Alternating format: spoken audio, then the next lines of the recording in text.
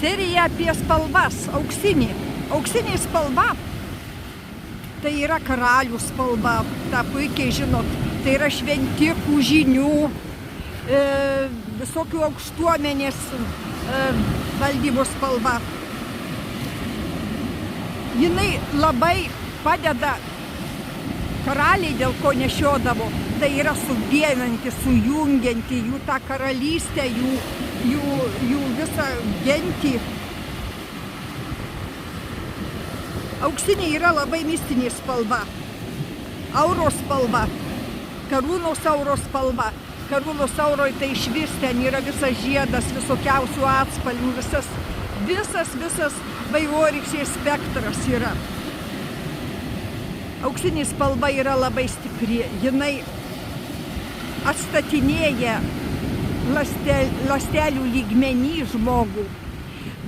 Aukso žmogus turi porą gramų, ten labai nedaug, ten to kiekio yra organizme pas žmogų ir be jo yra dideli sveikatos sutrikimai. Nešioti šiek tiek aukso ant savęs reikėtų ir vyram, ir moterim, nes jis besitrinantis į odą, ar žiedas, ar ant kaklo grandinėlė, ar kažkoks auskariukai, ar kažkas žmogui duoda tą įsisavinimo, tą lygį, po truputėlį jisai jo gauna. Šiaip jau labai gerai turėti auksinius dantis, mėlėji. Tai ypatingai geras įsisavinimo būdas į vidų. Per odą taip pat.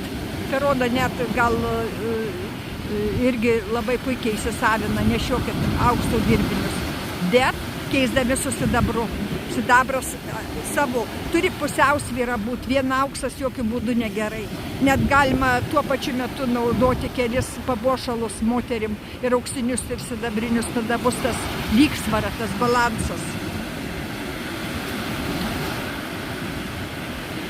Žinot, auksas yra dar ir spalva, ir viskas, kas su auksu susieja, tai yra dieviško ir švento, jisai taip pat labai stiprus žmonėm. Bet kaip ir visos spalvos ir visi perdėtai, perkrautai veiks kaip griaunantis, kaip žlugdantis. Viskas turi proto ribose, lygsvara išlaikyta būti. Negalima vien ant to nešioti vien tik aukso spalvos arba ten aukso papuoštų kažkokių rūbų ir kažkokių visko. Reikia turėti labai rimtą lygsvarą. Galima net gerti vandenį, kuriame buvo auksas,